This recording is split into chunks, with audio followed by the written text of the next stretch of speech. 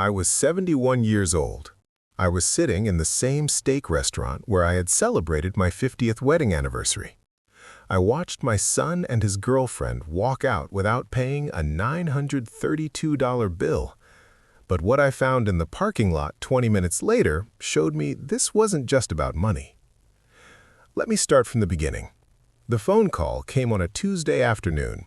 My son Derek is 46 years old. He's a vice president at a tech company in Vancouver. We hadn't talked much since his mother died 3 years ago.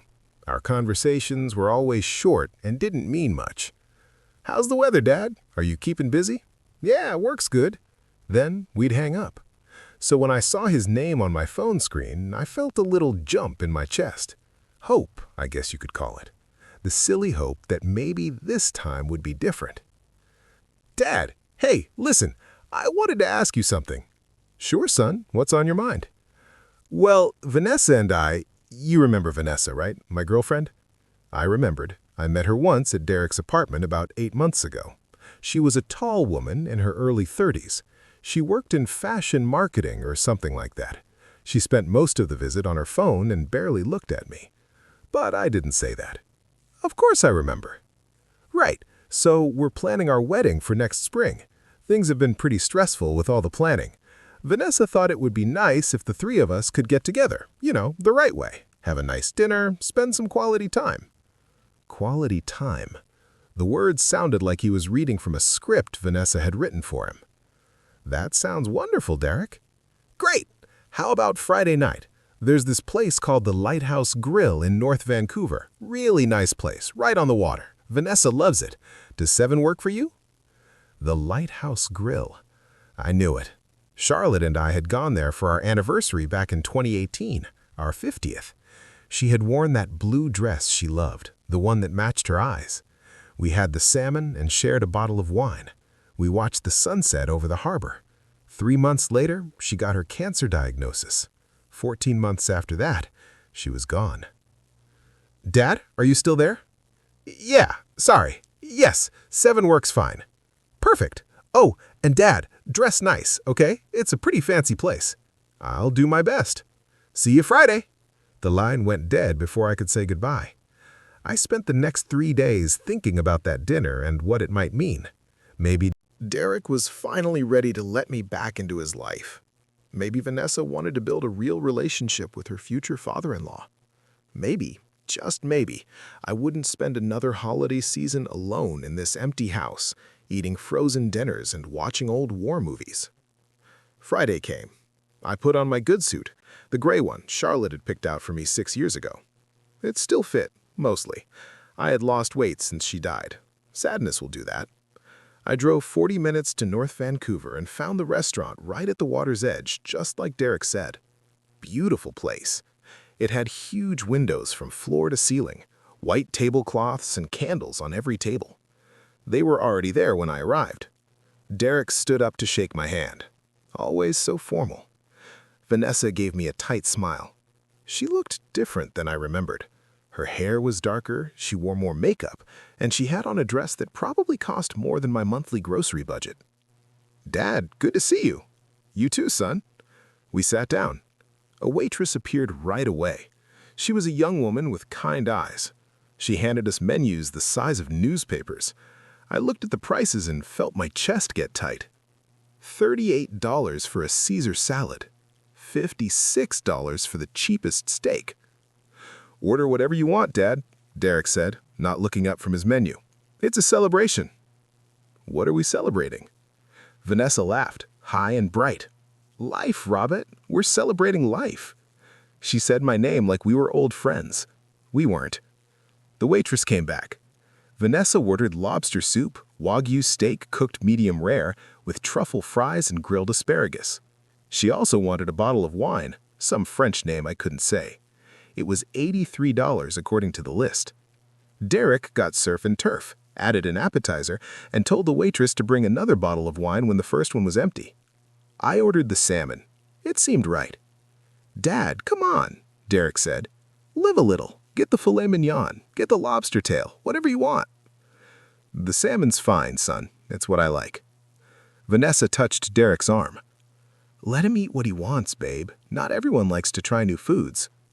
The way she said it made it sound like I was some country person who didn't know good food. I had been to every province in Canada. I had eaten in restaurants from St. John's to Victoria. But I stayed quiet. I picked up my water glass, took a sip, and said nothing. The meal went like that. Vanessa talked about the wedding, the place they had booked, some winery in Okanagan Valley. $12,000 just to rent the location. Derek nodded along, laughing at her jokes, barely noticing I was there. I tried to join in. I asked questions about the ceremony, about their honeymoon plans, about Vanessa's work. I got short answers and distracted smiles.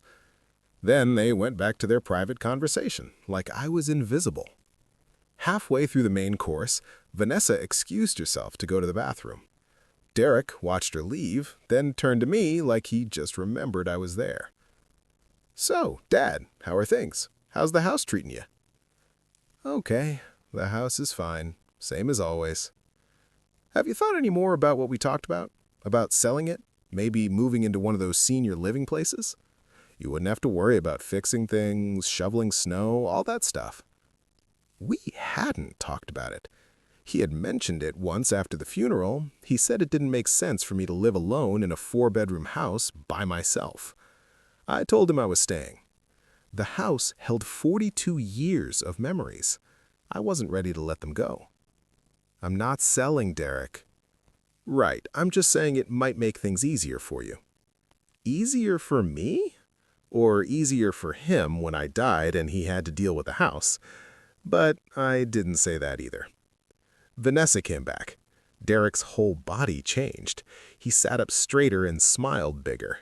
She slid into her seat, checked her phone, then looked at Derek with an expression I couldn't quite understand. "Babe, I just remembered. We have that thing." "What thing?" "The thing with Madison and Connor, the charity event thing, remember?" Derek's face went blank for a second. Then something clicked.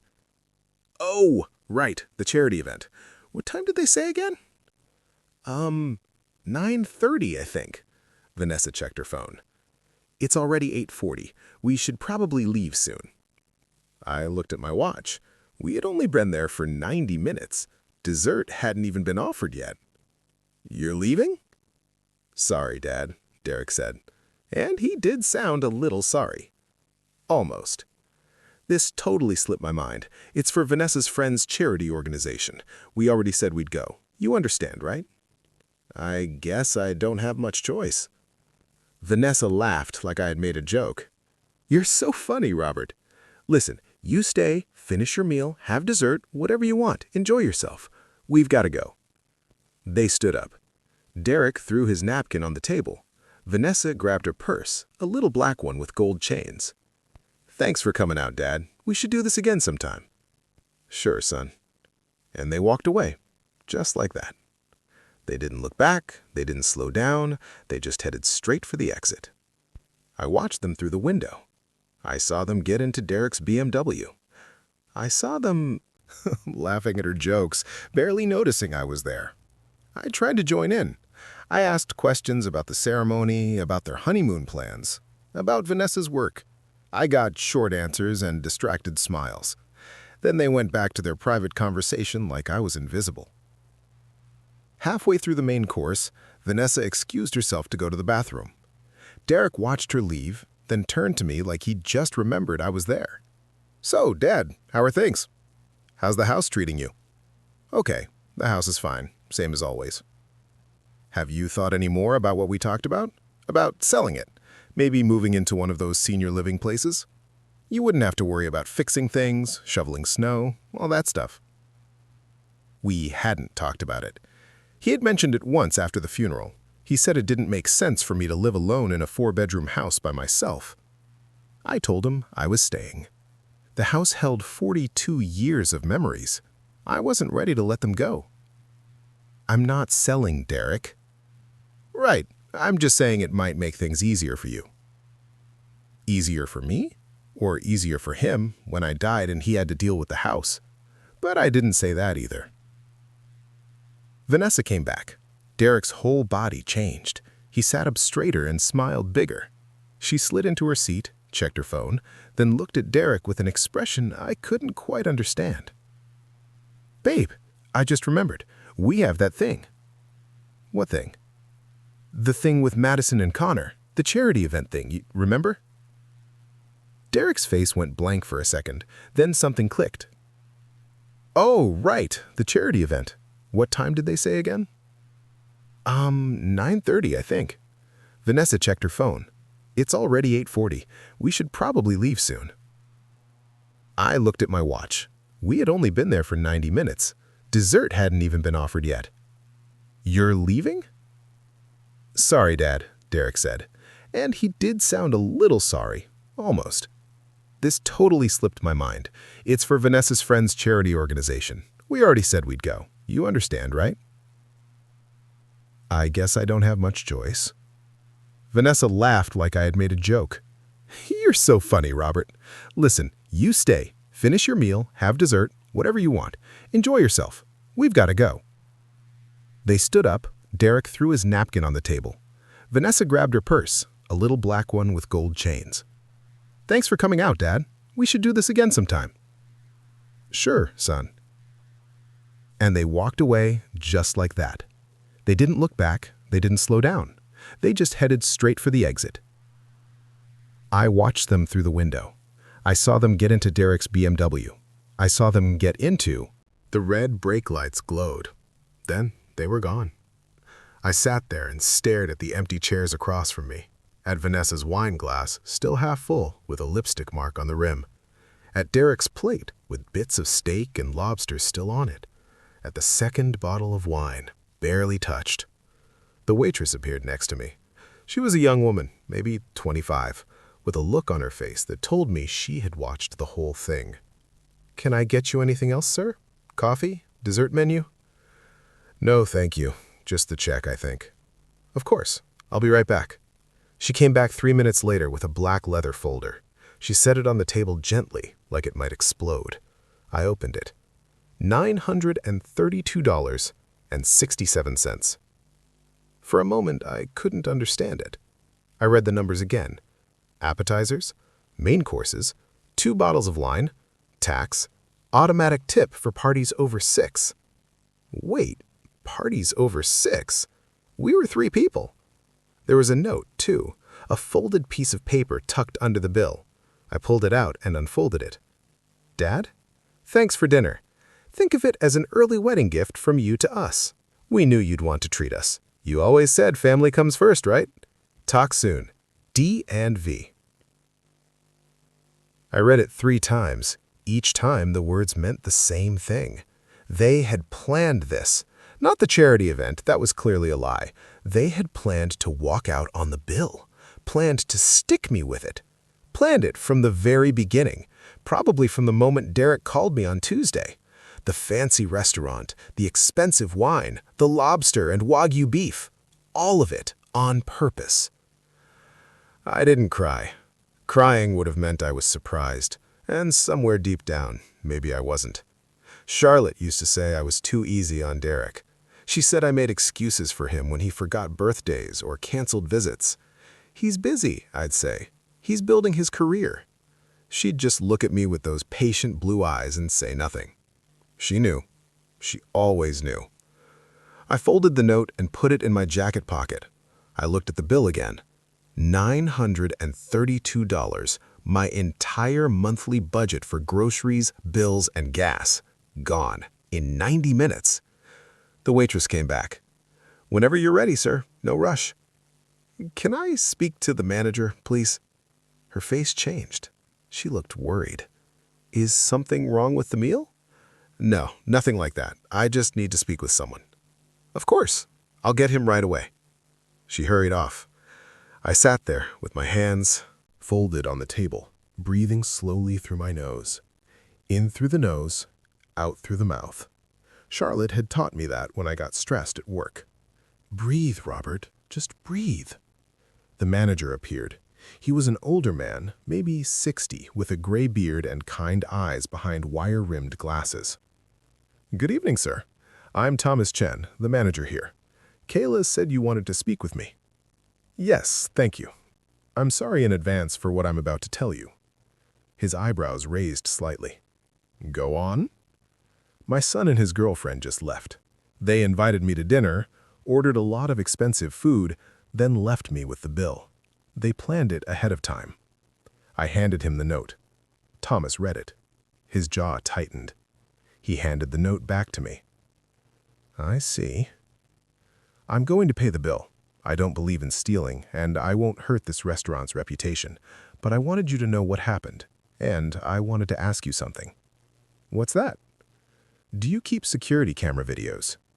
His expression changed. He understood. We do. We keep them for 90 days because of our insurance. Would it be possible to get a copy of tonight's video, just the part showing our table? Thomas was quiet for a moment. Then he nodded slowly. I think we can do that. Give me your email address. I wrote it on the back of the note. Thomas took it and looked at me with something like respect. For what it's worth, sir, I'm sorry this happened to you. It happens more often than you'd think. People are cruel sometimes, especially to those who love them. Yes, they are. I'll have this video sent to you by tomorrow morning. And sir, if you need anything else, anything at all, you let me know. Thank you, Thomas. I appreciate that. He nodded, squeezed my shoulder briefly, then left. I pulled out my credit card, the one I used for emergencies. I paid the bill in full and added another $50 for Kayla's tip. She had been kind, and kindness deserves to be rewarded. I walked out to the parking lot. My truck was one of only 6 vehicles left. I unlocked it, climbed in, and sat behind the wheel. I didn't start the engine. I just sat there with my hands on the steering wheel, staring at the dark restaurant windows. Then I remembered Derek's car had been parked next to mine when I arrived. 3 spots down, black BMW. I had noticed it because he had parked crooked, taking up part of 2 spaces. Typical Derek. He could never park straight even as a teenager. I got out and walked over to where his car had been. Something caught the light. It was a small object on the pavement, half hidden under a Ford Explorer in the next spot. I bent down and picked it up. A phone. Derek's phone. I recognized the case, some expensive leather thing with his initials printed on it. It must have fallen out of his pocket when he got in the car. I stood there holding it. The screen was locked, but notifications were stacking up. Text messages. I could see the preview of the most recent one. Vanessa. Baby, we did it. I can't believe he actually paid. Told you he would. Something cold settled in my chest. I pressed the home button. The lock screen showed a photo of Derek and Vanessa at some beach. Sunset. Perfect smiles. Below the photo, more notifications. Vanessa. Your dad's rich, right? He's got that big house, pension, probably money saved up. Derek. I mean, yeah, he's comfortable, but I don't know about asking him for money. Vanessa. We're not asking, babe. We're letting him treat his son and future daughter-in-law to a nice dinner. That's normal. That's what families do. Derek. I don't know. Feels weird. What feels weird? Your dad has money. We need money for the wedding. He obviously wants to be involved in your life. This is his chance. Win-win. When you put it that way. Plus, he'll never say anything. He's too nice, too worried about pushing you away. We can totally do this. You really think so? Baby, I know so. Trust me. Make the reservation. Further back, more messages. Vanessa talking about the wedding costs, about needing $12,000 for the place, another $8,000 for the photographer, $6,000 for flowers. Complaining that Derek's salary wasn't enough, that they'd have to get creative with money.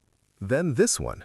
Vanessa said her friend's boyfriend's parents paid for like half their wedding. You should ask your dad. I can't just ask him for money. That's not how he is. Then don't ask. Make him want to give it. Isn't that what you said? He's desperate to reconnect since your mom died. Use that. That's kind of messed up. What's messed up is you letting your dad sit alone in that big house with all that money while we struggle to afford our wedding. Think about it. 3 days later, I called him. We're having dinner Friday. Yes. Okay, perfect. I'll order expensive, you order expensive, we'll get wine, the works. Then we'll leave early, make up some excuse, he'll be stuck with the bill. What if he doesn't pay it? Then they'll call the cops and he'll be embarrassed. Either way, we're not paying, but trust me, he'll pay. Men like him always do. I put the phone down. I looked around my dark kitchen, at the empty chair where Charlotte used to sit, at the photos on the wall. Derek at every age.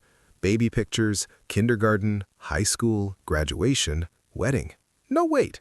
Derek wasn't married yet. That was his first wedding, the one that lasted 2 years before Michelle left him. She said he was too selfish, too focused on his job and didn't make time for her. I thought she was wrong. Maybe she wasn't. I sat there until midnight. Then I did something I hadn't done since Charlotte died. I called my daughter. Sarah lives in Montreal. She works as a corporate lawyer and has twin boys who are 7 now. We talk maybe once a month. Video calls so I can see the twins. She flew out for Charlotte's funeral and stayed a week. She offered to stay longer, but I told her to get back to her family. Sarah and I aren't distant, just not as close. Geography and life getting in the way. She answered on the 3rd ring, her voice thick with sleep. "Dad, is everything okay? It's midnight here." "I know, honey. I'm sorry. I needed to talk to someone." "What happened?" I told her. All of it. The phone call, the dinner, the bill, the note, the phone, the messages. Somewhere in the middle, my voice cracked. I hadn't cried yet, but it was close. Sarah was quiet when I finished. Then, "That son of a—" "Sarah?" "No, Dad, no excuses this time. I know you always defend him, but this is way over the line. This is fraud. This is elder abuse. Do you understand that?" "It's not abuse, Sarah. It's exactly abuse. Financial abuse of an elderly person by a family member. I handle cases like this, Dad. This is criminal." "I don't want to press charges against my own son." "Then what do you want?" Good question. What did I want? An apology? An explanation? My money back? For Derek to magically turn into a different person? The person I'd always hoped he'd become? "I don't know," I said finally. Sarah sighed, long and tired. "Dad, listen to me. I love you, but you have to stop letting people walk all over you. Mom used to tell you the same thing, remember? You're too forgiving, too understanding, too willing to see the best in people even when they've shown you who they really are. Your mother would be furious right now. At Derek, yes, but also at you for even thinking about letting this slide." "I'm not letting it slide. I'm just trying to figure out what to do." "I'll tell you what to do. You document everything. You keep that phone, you save those messages, you get that security video. Then you talk to a lawyer." "I don't need a lawyer, Sarah." "You might. Look, I'm not saying sue him necessarily, but you need to protect yourself. Because, Dad, if Vanessa is manipulating Derek like this, if she's this comfortable doing fraud before they're even married, this isn't going to be the last time. And next time, it might not be a dinner bill. It might be your house, your savings, your pension. You see where I'm going with this?" I did. I didn't want to, but I did. "Let me think about it. Promise me you'll at least talk to someone? A lawyer, a financial advisor, someone who can help you protect what's yours." "I promise." "And Dad, change your will. If Derek is a beneficiary right now, you need to change that immediately." "Sarah, I'm serious. Don't give him a chance to wait you out. Please." Okay. I'll think about it. I love you, Dad." "Love you too, honey." I hung up, sat in the dark for another hour, then went to bed. But I didn't sleep. Saturday. Morning, Thomas Chen emailed me the security camera video. A 20-minute clip showing our table from 2 angles. Me arriving and shaking Derek's hand, the 3 of us sitting, talking, eating. Vanessa getting up, going to the restroom, coming back. That look between her and Derek, the sudden leaving. Me sitting alone, opening the bill, finding the note. All of it captured in clear, high-definition video. I saved it to 3 different places: external hard drive, cloud storage, USB stick. Then I sat down and watched it again. And again. Each time looking for something I'd missed, some sign that Derek felt guilty, that he hesitated, that some part of him knew this was wrong. But I couldn't find it. He looked casual, comfortable, like this was the easiest thing in the world. Sunday, Derek called. I didn't answer. He called again Monday morning. I let it go to voicemail. "Hey, Dad, it's me. Listen, I think I lost my phone somewhere. Any chance you found it? Maybe at the restaurant? Give me a call back when you get this. Thanks. No mention of the dinner, no mention of the bill, no apology, just concern about his phone. I didn't call back. Tuesday afternoon, he showed up at my house. I saw his car pull into the driveway. I heard his knock at the door. I stood in the hallway looking at his shadow through the frosted glass, and I didn't move. He knocked again, louder. Dad, I know you're home. Your truck's here. Can you open up? I just need to talk to you for a minute. I stood there, silent. Dad, come on. Look, I'm sorry about Friday night. We had that charity thing. We had to leave. It was bad timing. I should have explained better. And hey, if you're upset about the bill, we can work something out, okay? I'll pay you back. No problem. Just open the door. I walked to the door and put my hand on the knob. I thought about opening it, thought about what I'd say, how he'd react, whether it would change anything. Then I stepped back, walked away, went to the kitchen, sat at the table, and waited for him to leave. He knocked a few more times and called my name. Then I heard his car door slam. I heard the engine start. I heard him drive away. That evening, I got a text from an unknown number. Robert, this is Vanessa. Derek is worried about you. He said you won't answer his calls at the door. Is everything okay? We didn't mean to upset you by leaving early the other night. It was just bad timing with the charity thing. Please call Derek back. He's really concerned. I stared at the message. The absolute nerve of it. The smooth lie repeated like it was true. The assumption that I'd believe it, that I'd accept it, that I'd just move on. I typed, I have Derek's phone. I've read the messages between you two. All of them. I sent it. I watched the little delivered notification appear. 3 minutes later, my phone rang. Derek from Vanessa's phone. I answered. Dad, let me explain. There's nothing to explain, Derek. I read it all. The planning, the manipulation, the things she said about me, the things you agreed with. Silence.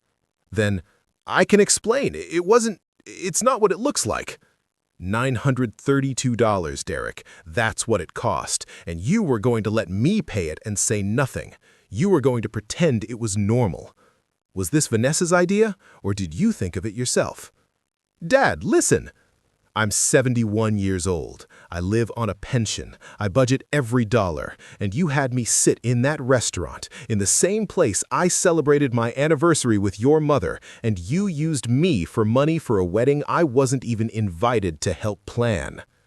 You're invited. Of course you're invited. Am I? Or am I just invited to write checks? He didn't answer that. I want you to listen very carefully, Derek. I have the phone. I have the messages. I have security camera video from the restaurant. I have evidence of planned fraud. And according to your sister, who is a lawyer, I have a case for elder financial abuse. Dad, don't... You're not going to press charges, are you? That's crazy. I'm your son. You're right. I'm not going to press charges. But here's what is going to happen.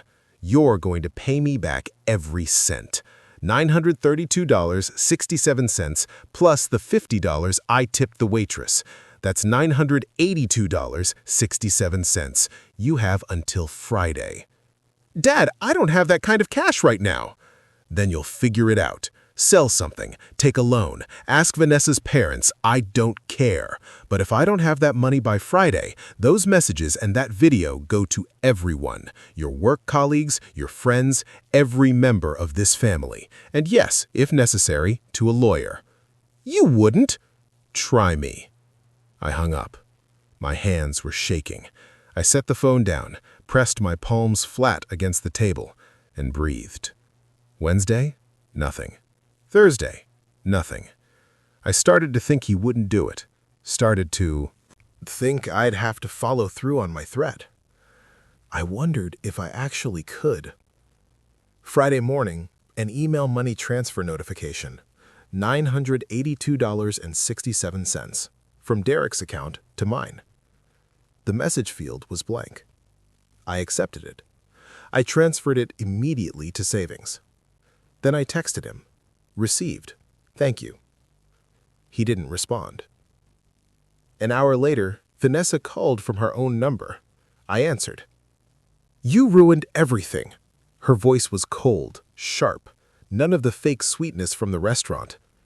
Excuse me? Derek is a mess. He thinks you hate him. He thinks you're going to cut him off, all over some stupid dinner bill. It wasn't about the bill. Then what was it about, Robert? Because from where I'm standing, you're acting like a bitter old man who can't handle a joke. A joke? Yes, a joke. It was meant to be funny, a prank. You were supposed to laugh about it.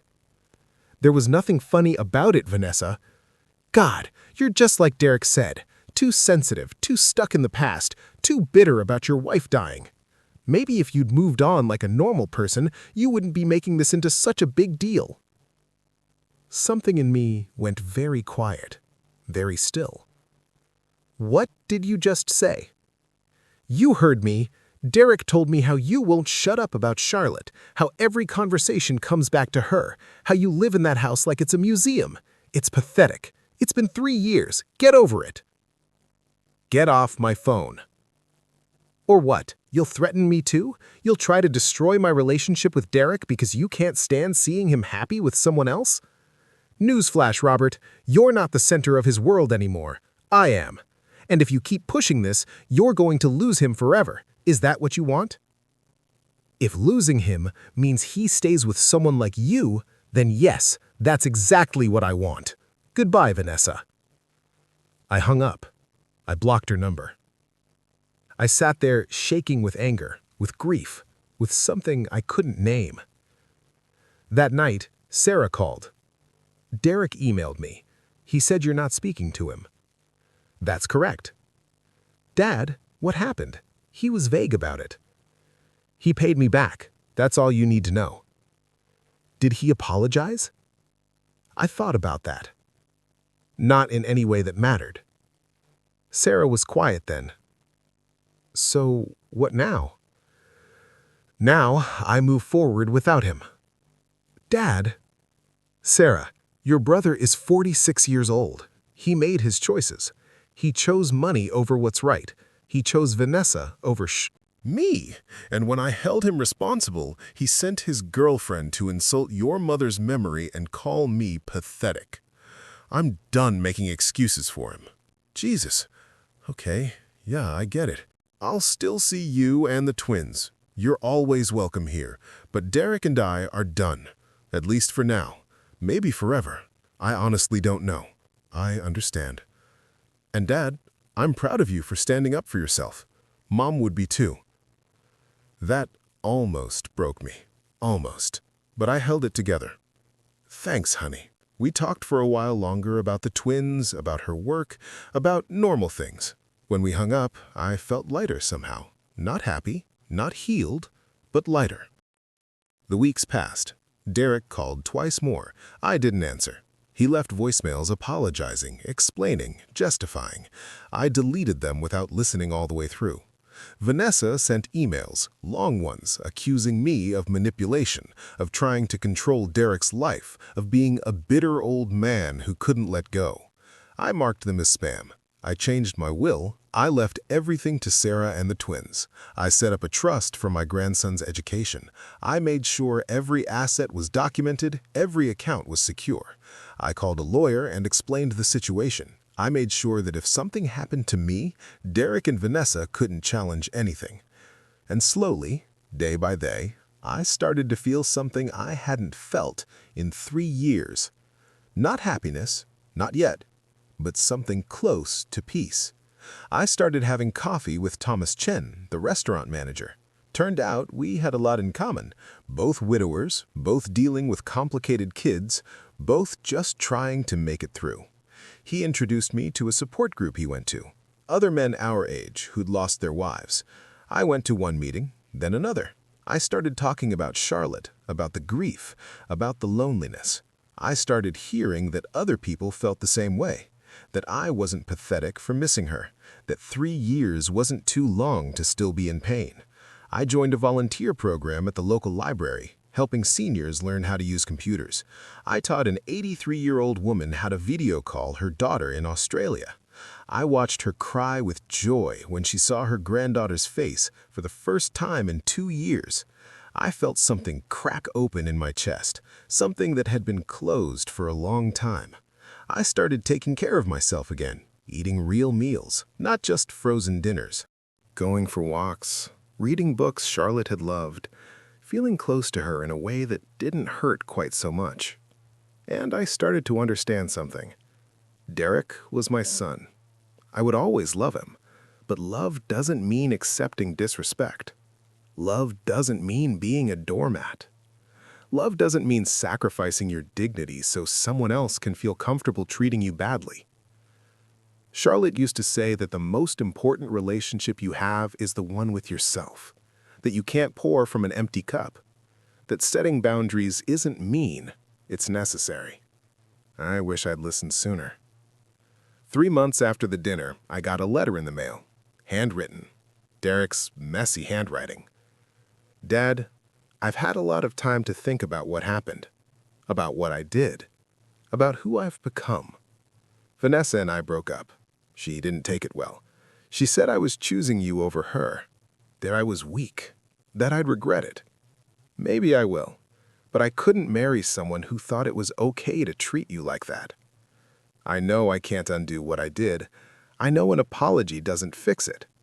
But I'm sorry. Really, truly sorry. Not because you held me responsible, but because I hurt you, because I used you, because I forgot what you and Mom taught me about respect and doing what's right. I don't expect forgiveness. I don't expect us to go back to normal. But if you're willing, I'd like to try to rebuild. Slowly, on your terms. No expectations, no pressure. Just a son trying to be better than he was. I love you, Dad. I'm sorry it took me this long to show it. Derek. I read the letter 3 times. I put it on the kitchen table and looked at it for 2 days, thinking. Then I picked up the phone and called him. Dad, I got your letter. Oh, okay. And I'm willing to try. Slowly, like he said, on my terms. Yes, of course. Whatever you need. Coffee. Next Saturday. Tim Hortons on Marine Drive. 11 a.m. You show up on time. We talk. We see where it goes. I'll be there. I promise. Good. Dad? Yeah? Thank you for giving me another chance. Don't thank me yet. Earn it. I will. We hung up. I sat there with the letter in my hand, feeling something that might have been hope, might have been foolishness. Time would tell. But here's what I learned in those long months between the dinner and the letter. You teach people how to treat you. Every time you accept disrespect, you're telling them it's okay. Every time you make excuses for bad behavior, you're enabling it. Every time you put someone else's comfort over your own dignity, you lose a piece of yourself. I spent years being the peacemaker, the understanding one, the dad who never said no, and it cost me. It cost me money, it cost me respect, it cost me my relationship with my son. But it also taught me something valuable. It's never too late to set boundaries. It's never too late to demand better. It's never too late to stand up and say, no, this is not acceptable. I deserve more than this. Derek and I met that Saturday. He showed up 10 minutes early, bought the coffee, and sat across from me with real guilt in his eyes. We talked for 2 hours. He explained how Vanessa had manipulated him, how he'd been so desperate to keep her happy that he'd lost sight of everything else, how he'd been ashamed to face me, how the guilt had eaten at him until he couldn't take it anymore. I listened. I didn't interrupt, and when he was done, I told him the truth, that rebuilding trust would take time, that I needed to see consistent change, not just words, that if he ever treated me that way again, we were done for good. He agreed, and slowly, over the next year, he proved it. He showed up when he said he would. He called regularly. He invited me to things without expecting anything in return. He went to therapy to work on his issues. He started making better choices. We're not back to where we were. Maybe we never will be. But we're building something new, something healthier, something based on mutual respect instead of obligation. And that's enough. Because at the end of the day, family isn't just about blood. It's about how you treat each other. It's about showing up, being honest, and doing the hard work of actually caring. And if someone isn't willing to do that work, blood relation or not, you have every right to walk away. Protect yourself, set boundaries, demand respect. You're worth it. And to anyone out there dealing with something similar, you're not alone. You're not overreacting, and you're not wrong to expect better from the people who claim to love you. Stand your ground. Your dignity is worth more than keeping the peace.